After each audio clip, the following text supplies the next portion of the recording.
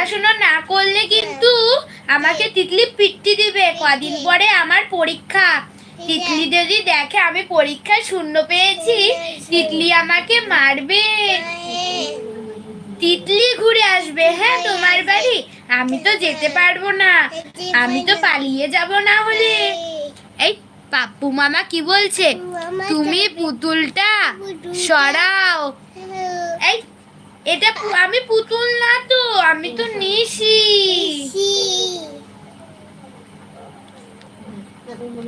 আমি ব্লগ বলছি। ওই good night. Thank you good night.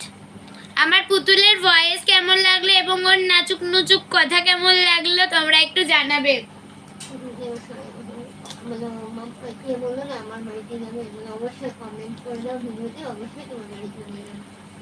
আমি ব্লগ বলছে আমার বাড়িতে আসবে। হ্যাঁ অবশ্যই যাব। তুমি আমার একটা ভিডিওতে কমেন্ট করে দিও, আমি ঠিক যাব।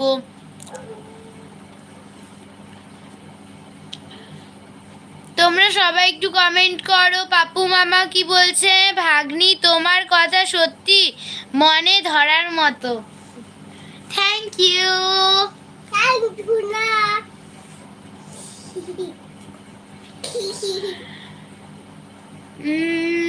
পাপ্পু মামা বলছে,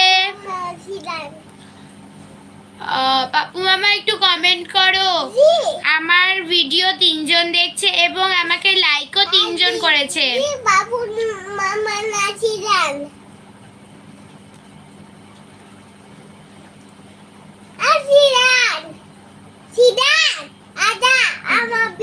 পাপ্পু মামা বলছে তোমার মুখে কি মনু? মনু মানে কি মাম্মা?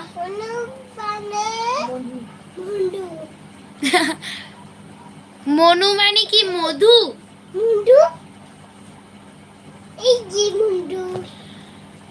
তোমরা সবাই একটু কমেন্ট করো।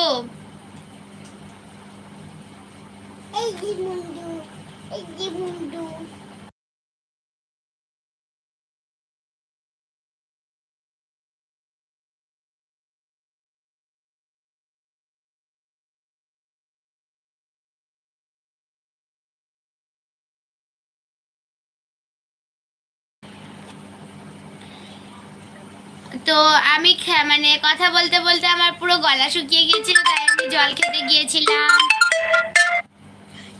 এই লাইভের সময় সবাই না কল করে অনেক। দিদুন কমেন্ট আসছে তো। সোরা শেখ বলছে তোমার নাম কি? আমার নাম তিতলি এবং আমার বেস্ট ফ্রেন্ড নিশি। আমার বেস্ট ফ্রেন্ড হচ্ছে নিশি। পাপু মামা বলছে তোমায় ভালোবেসে মনু বললাম। ও অবশ্যই বলতে তো লাগবেই। এমডি মাইনুদ্দিন সর্দার বলছে ওই cute girl. Thank you.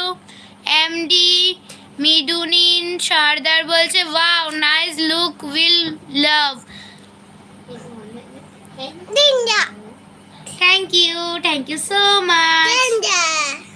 Sourav Sheikh বলছে তোমার বয়স কত? আমার বয়স মাত্র 10 এবং আমার একটা সুন্দর জিনিস দেখবে। দাঁড়াও, এই চলে গেল। ও হলো মোবাইলে কিছু দেখতে চায় না। বাপু মা বলছে মনু তোমার বাড়িতে আমায় নিয়ে যাবে? হ্যাঁ অবশ্যই নিয়ে যাব।